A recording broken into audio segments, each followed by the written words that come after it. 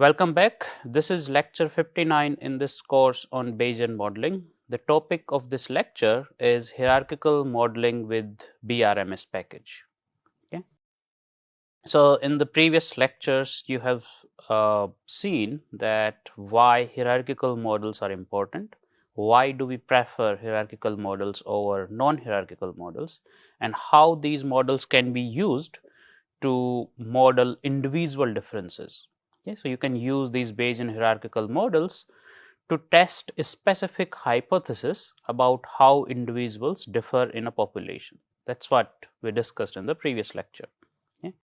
But the very important point in Bayesian modeling is that whenever we do hypothesis testing, especially for kind of cognitive science experimental data we have, for hypothesis testing, we would use hierarchical models, not non-hierarchical models, for the same reason that we discussed in the first lecture. That is, a hierarchical model is a better likelihood assumption. Yeah, it's a more reasonable likelihood assumption. A non-hierarchical model may violate certain characteristic of the data. Okay. Now, data is such that you should make these hierarchical modeling assumptions. So that brings me to this lecture 59, which is hierarchical. How do we implement a hierarchical model using BRMS package? Okay. Now, before we go there, we should practice that how do we write a hierarchical model mathematically, right? So you should be able to specify this model well. Okay. So suppose you have some data from a word recognition experiment. The data set looks like this. You have some, let's say, trial ID, some actual string or word that is being shown on a screen.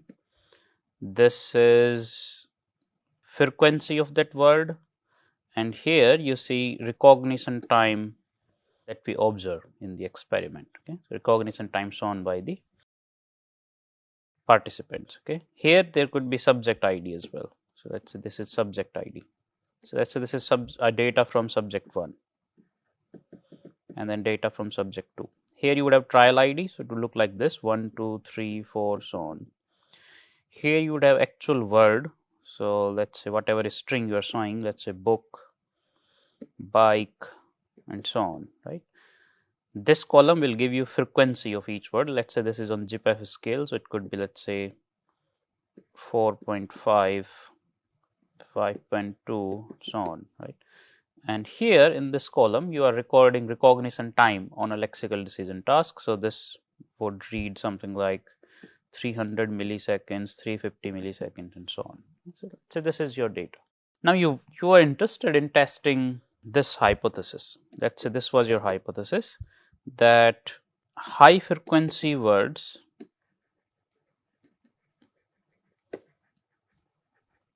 are faster, or let's say are recognized faster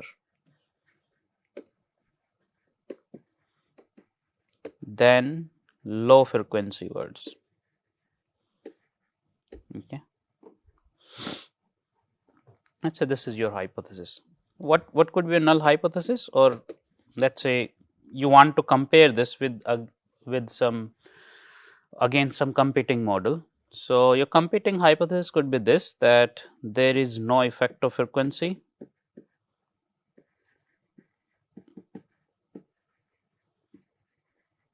or there could be reverse hypothesis as well. Let's say high frequency words are recognized slower. Okay, fine. Now, how do we test these hypotheses in the Bayesian framework? You know how to test them using non-hierarchical models. You will have to just build models based on these assumptions and then compare them using Bayes factors. Okay? But the point is that we would want to use hierarchical models even to implement these hypotheses, right? So how do we do that? So let's say RTI J indicates recognition time for ith word by jth individual or jth participant, right? So let's say RTI J comes from log normal mu ij and sigma, where mu ij is equals to alpha plus beta into frequency I, frequency of the ith word. Now this alpha and beta would be at subject level. Alpha j, beta j. Alpha j indicates average recognition speed of jth subject, beta j indicates effect of frequency for the jth subject. So subjects, we are assuming that subjects differ in their effect of frequency and in their average recognition times. Okay.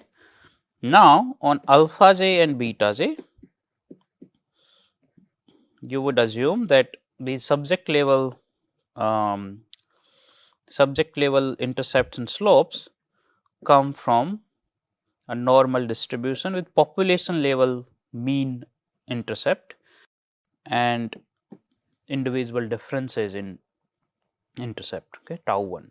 So tau 1 is population level standard deviation of intercepts, and this population level mean slope and population level standard deviation in slopes. Okay, fine. Now our hypothesis is actually about this parameter beta, population level beta. So we are testing our hypothesis always about the population level parameter. Unless you have some hypothesis about indivisible differences, typically people are testing hypothesis about population level parameter. So what does hypothesis 1 say? So according to hypothesis 1, this beta should be like this. So let's say beta should have a prior which is truncated in such a way that it only allows a negative effect.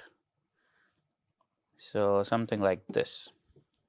So that values of beta are negative, with and then some uncertainty is allowed. Okay. H naught says that beta equals to 0. H naught says there is no effect of frequency because beta indicates effect of frequency.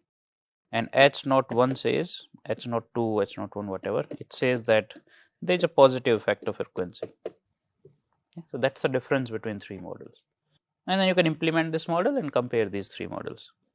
But there is one more thing.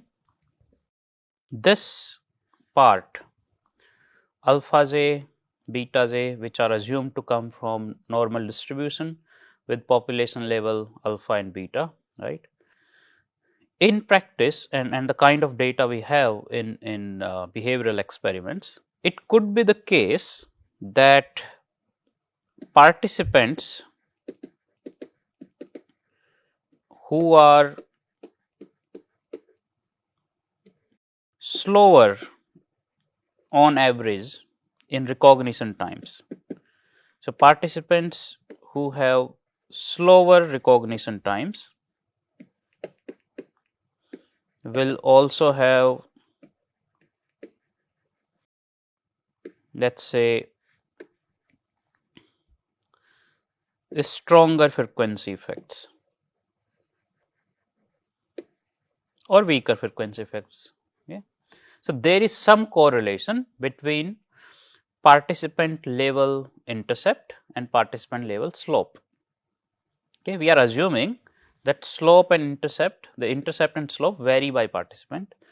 Okay, but these participant level intercept and slopes could be correlated. Okay, this often happens. So for example, subjects who are slower in processing on a particular task, they show a stronger effect, let's say of congruency, or in this case of frequency.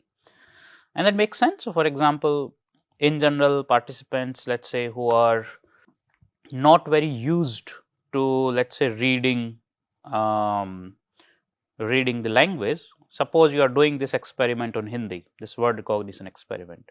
So a participant who is not used to reading Hindi, so let's say the participant only hears Hindi, or whatever Hindi messages they read it in English script. So they are not used to reading Hindi script, right?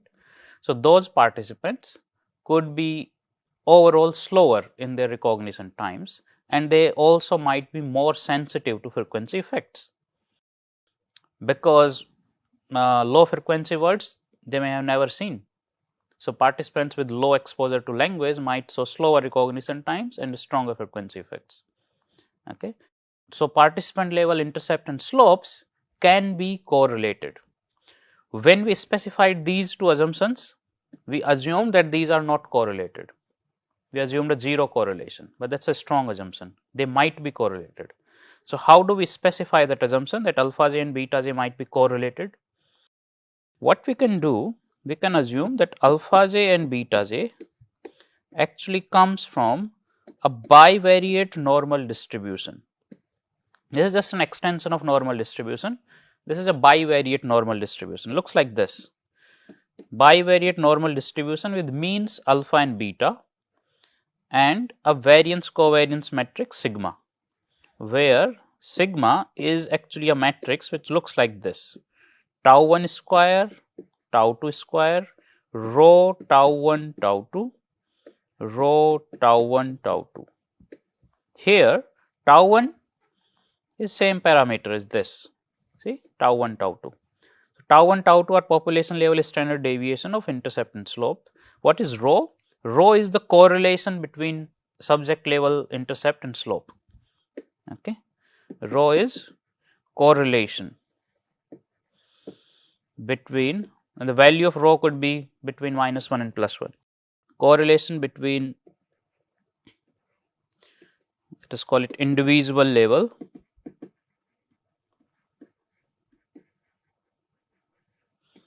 intercept and slope. Okay, tau 1 tau 2 you already know. What is N2? N2 represents a bivariate normal distribution. Basically it has two variables rather than one, two random variables. Okay, alpha j and beta j. Okay, and we are assuming alpha j and beta j come from bivariate normal distribution with means alpha and beta, and this variance covariance matrix, this is called variance covariance matrix.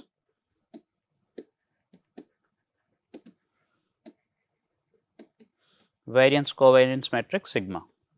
Okay, so actually when rho is equals to 0, when correlation is 0, this whole thing reduces to exactly these two equations. So when correlation is 0, that means alpha j and beta j are independently sampled without any correlation from normal alpha tau 1 and normal beta tau 2. Okay, but this allows, this bivariate normal assumption allows us to specify the correlation between individual level intercept and slope. Okay, so we call this model, if we specify alpha j and beta j like this, we call this model correlated varying intercept and varying slope model. Correlated varying intercept and varying slopes by subject. So this is how you can name this model. Okay?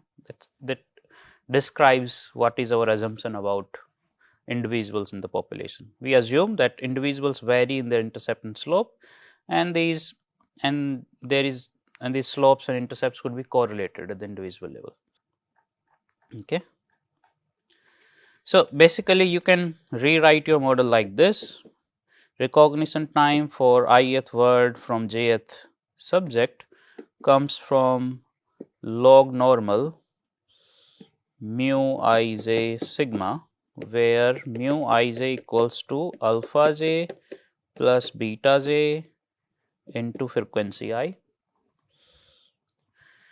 such that alpha j, beta j come from a bivariate normal distribution with population level means alpha and beta and variance covariance matrix sigma, such that sigma is tau 1 square, rho tau 1 tau 2, rho tau 1 tau 2 and tau 2 square. Okay, so this is the model structure. So how many parameters do we have in this model now? So one parameter is sigma. this sigma parameter of the log normal distribution. So let us set up priors on these. So let's say sigma has this prior normal 0, 0.5 or 0, 1, that's fine. Let us have prior on alpha, which is population level intercept. So let's say prior on alpha is normal 6, 1, beta, this is the effector frequency. So let's say prior on this is normal 0, 1, tau 1 is population level standard deviation in intercept. So basically it indicates individual differences in intercept. So let's say prior on this is normal 0, 1, tau 2. So let's say prior on this is normal 0, 0.5. This indicates individual differences in effector frequency. What is left? Rho. So parameter rho. Rho can have values between -1 and +1. So be cautious. So if you specify a normal distribution, it should have lower bound and upper bound. One prior that works fine for the correlation parameter is LKJ prior. So you can set up a prior like LKJ2. So LKJ2 would assume that value of rho is distributed like this, so that on extreme values are basically discouraged, but the value could be anywhere in between. Okay. So distributed like this. Here is 0. Okay, so now this is your full hierarchical model. So this model is correlated varying intercept and varying slopes by subject. Okay. Let us implement this model in R using BRMS package. Okay.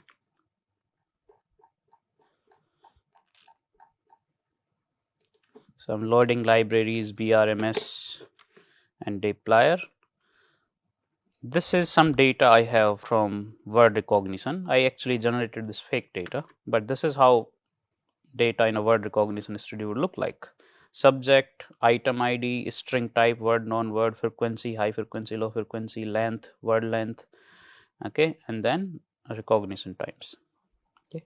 Suppose I only want to analyze word level data, not non-words. So I've just got only words. Okay. So model assumptions are already specified, so I'm not going to go into details of these. Okay. So let us fit a BRMS model.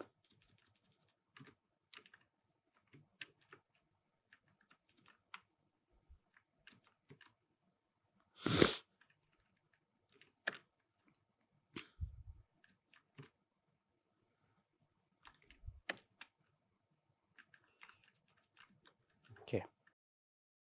So how the model would look like? So recognition time for ith word and from jth subject comes from a log normal distribution that we have specified here, and in log normal distribution the parameter mu is alpha plus beta into frequency, and that's what this linear regression structure specifies. So 1 plus frequency dot m. Okay, that's what we do in regression modeling in BRMS. Okay, but there is more, which is that the intercept and slopes, they vary at subject level.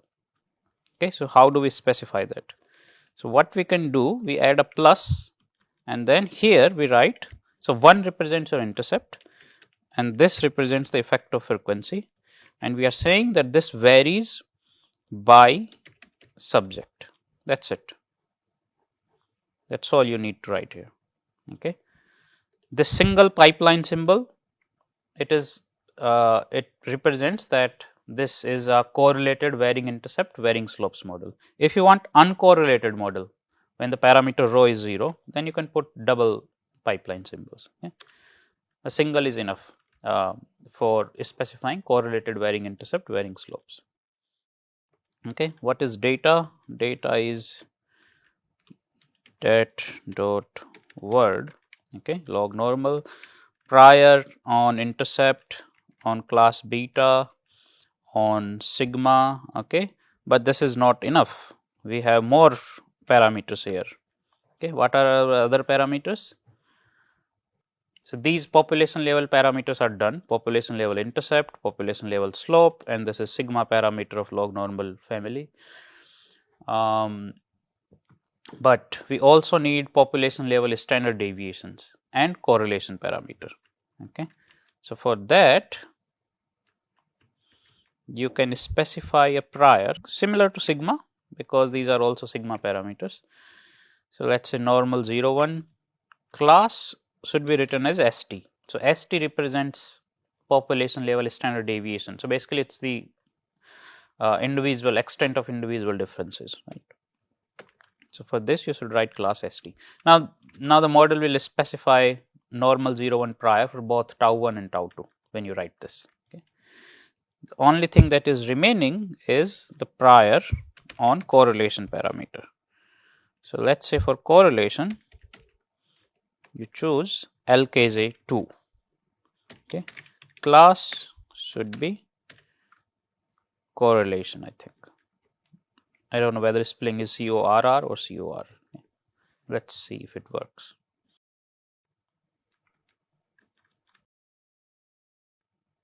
Okay. So it's all done.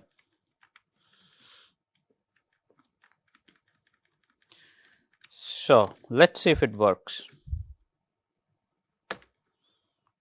There is some error. So LKJ prior. So I think it requires lowercase letters only. Okay, now it seems to be working.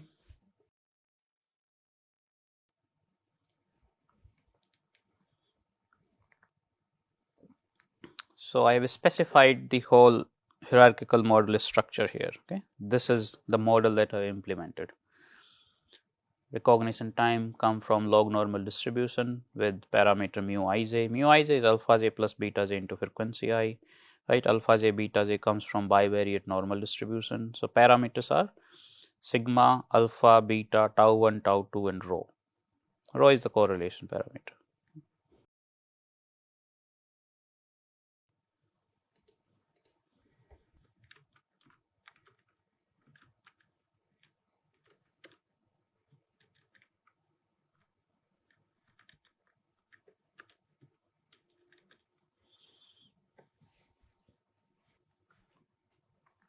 So this would take time, of course, because this has many more parameters. This is a hierarchical model, so it's much more complex than a simple linear regression model or simple non-hierarchical model, because you're estimating as many parameters as many subjects are there in your data.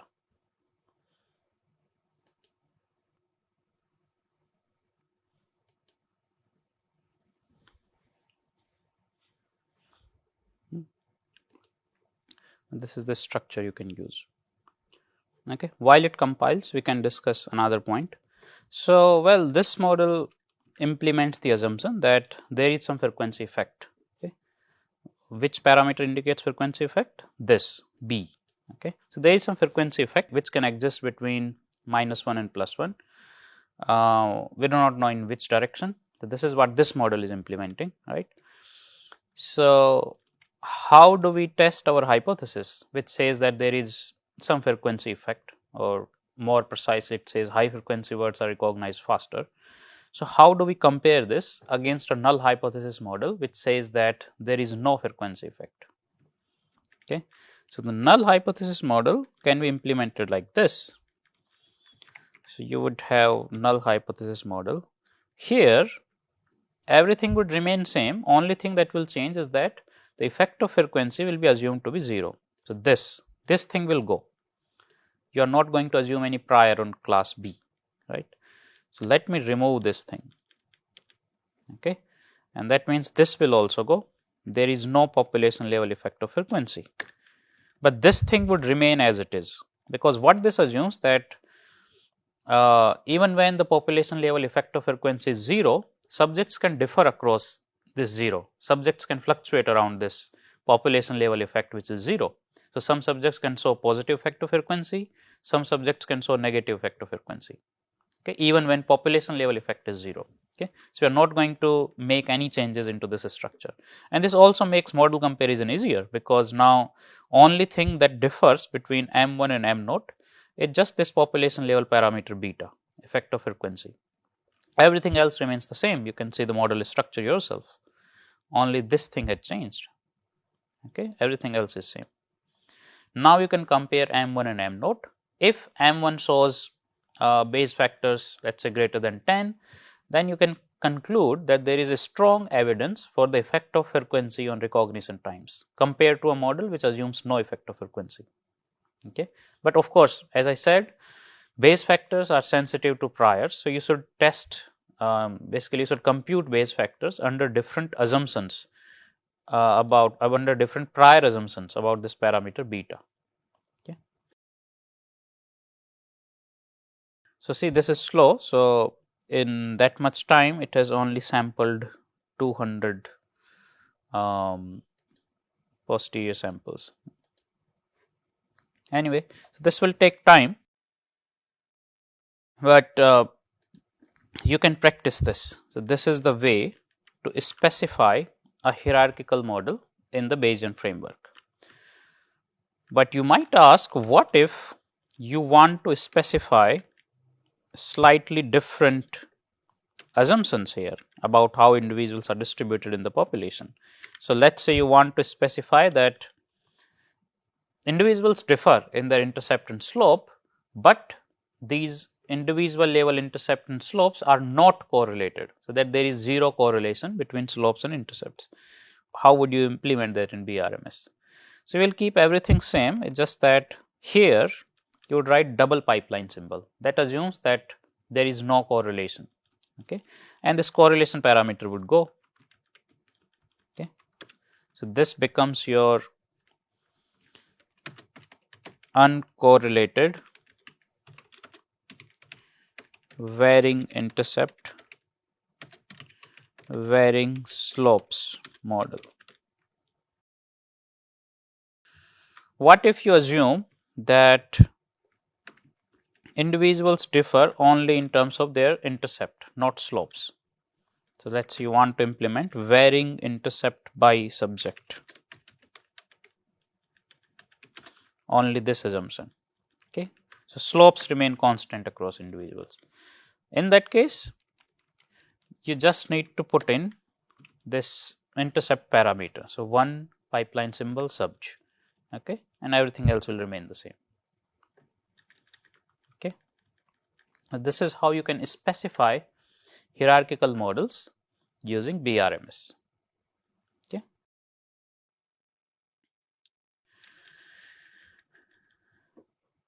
All right, so you can practice it at home. You can try to run this model. This will take some time, but not too much. I think it will take 5 minutes or so, 5-10 minutes. Okay, it's already coming close.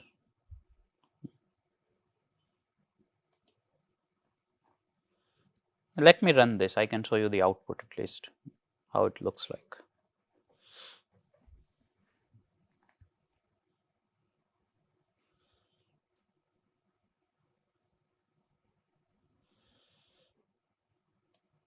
So this shows me the progress of the Markov chains, this part.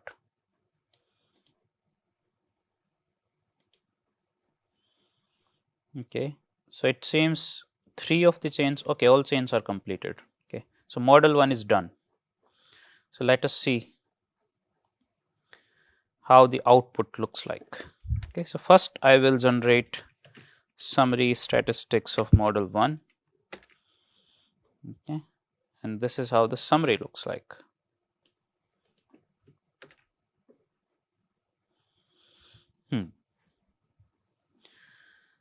So to begin with, okay, so this is the model specification. Okay, nothing new here. Multi-level hyperparameters, this is what it says, right? But this actually refers to this basically gives you your variance covariance matrix. So there are 40 subjects, this is what it says, right? So there were 40 groups or 40 clusters, right? And this indicates tau 1 parameter. So individual differences in intercept. This is individual differences in effective frequency. This is correlation between them. Okay, so this is tau 1, tau 2, and rho. Okay, their estimates. So you can see that estimate for tau 1 and tau 2 are almost same. For correlation parameter, basically it's very uncertain. So it could be anywhere between minus 0.85 to 0.77. So actually there is, you can say that there is no correlation at all. And that makes sense because the way I generated this data, I did not assume any correlation. Now, these are population level intercept and population level slopes. So, parameters that we are usually interested in for hypothesis testing. So, this is fine. The effective frequency you can see here is negative. So, the 95% credible interval is 0.21 to minus 0.19. Okay. What does 95% credible interval represent? Do you remember? How do we interpret 95% credible interval? This is different from confidence interval. 95% credible interval represents that there is 95% certainty or 0.95 degree of certainty that the true value of this parameter beta lies between 0.21 and minus 0.19. Okay. That's the interpretation of 95% credible interval. So, given that this 95% credible interval is negative, the data supports the prediction of the hypothesis that there is an effective frequency. Okay. And this is estimate for sigma. And this is how it looks like. But you can do more with these models. You can plot how individuals look like, right? So, let's say you get samples from this.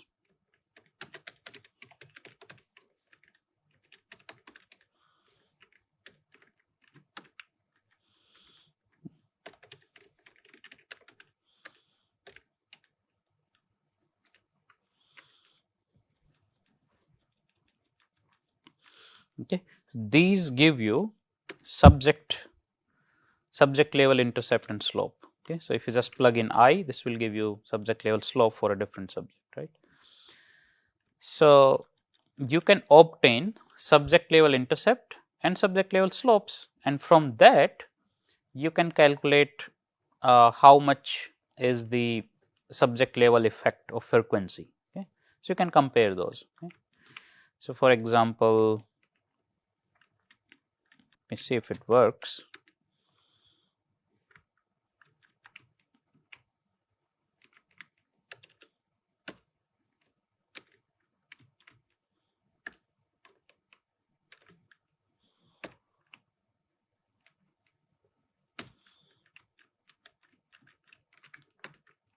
Okay, it works like this. So, how many subjects are there? 40. So, what I will do, I will create an empty vector which is subject level effects, okay, or let's say empty data frame.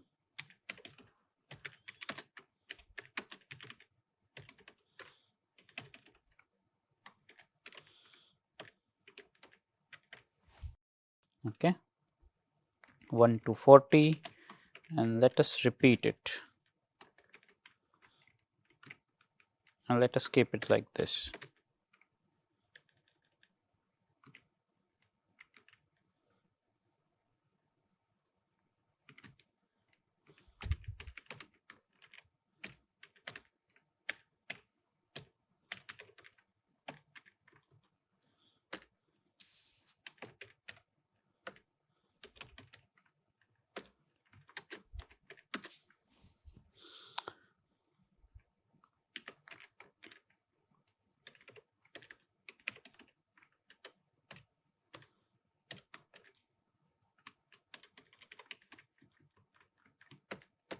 I will collect subject level effects in this data frame. So, I go from J in 1 to n subj, and then I collect posterior samples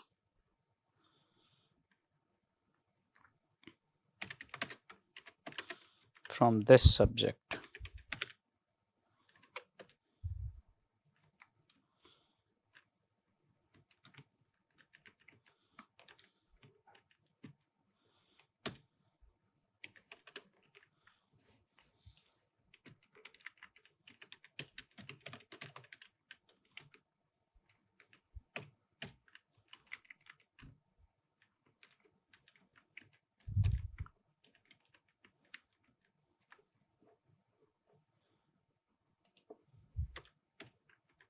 Okay, so how this works? So if j is equals to 1, suppose this name would look like this.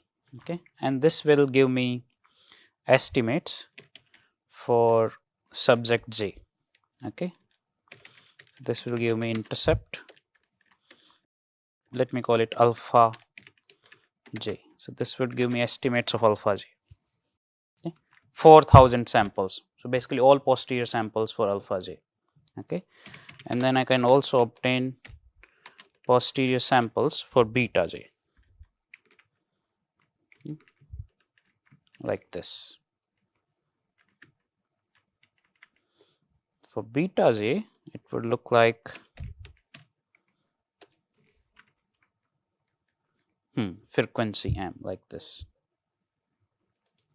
Yes.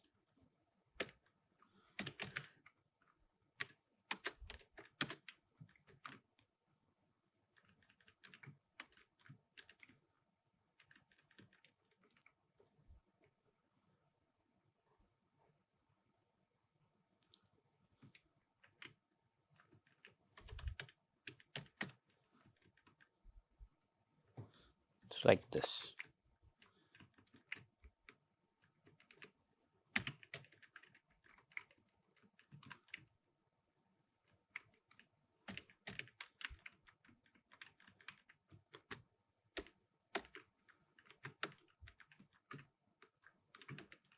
Okay. If you want to just plot beta j, so this will give you beta j posterior for every subject and you can plot it. If you want to back transform it on milliseconds scale, that you can also do. So how do I back transform? So effect for each subject, for jth subject on raw milliseconds scale would be, because we assumed a log normal distribution, so it would be exponent of alpha j plus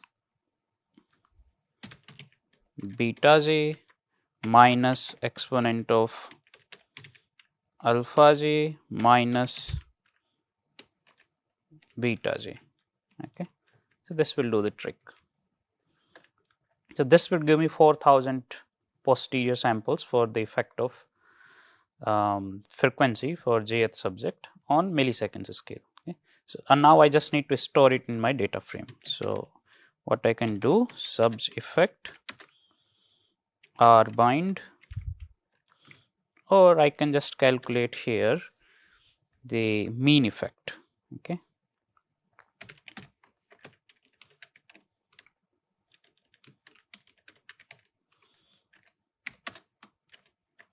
or quantile is better actually. So lower, so q lower would be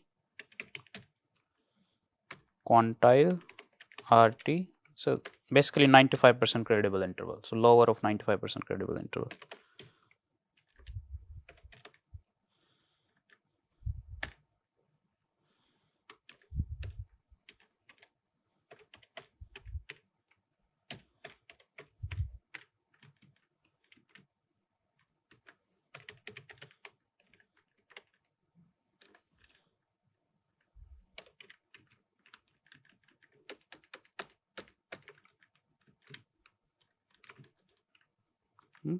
So this works like this. We can do similarly for the other one, Q upper. Okay, and then I can store them. So actually here, what I can do, I can create it like this. So subject 1 to 40, Q lower is repeat NA 40, Q upper repeat NA 40. So this would become faster then. So subj effect Q lower J is basically this.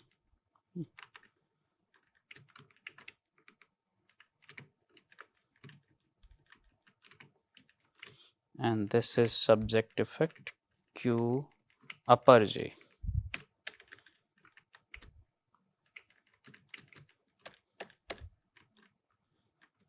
Okay. So now I can see how subs if looks like. Okay. So this is what it gives me. So subject level frequency effects. Okay. So maybe there's something, it seems something is not right here.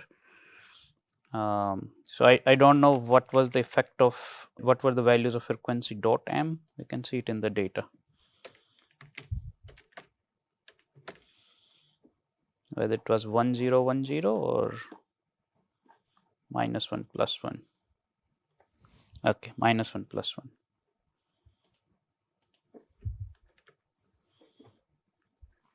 Okay, fine. So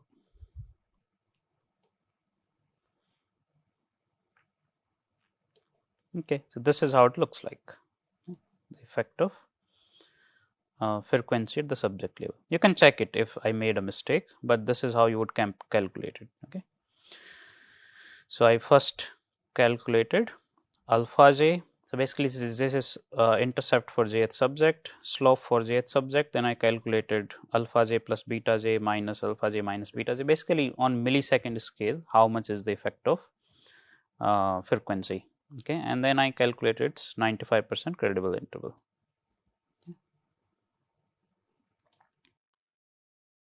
All right, so this is it on this lecture on implementing hierarchical models with BRMS. Okay, I will stop here and see you in the next lecture. Thank you.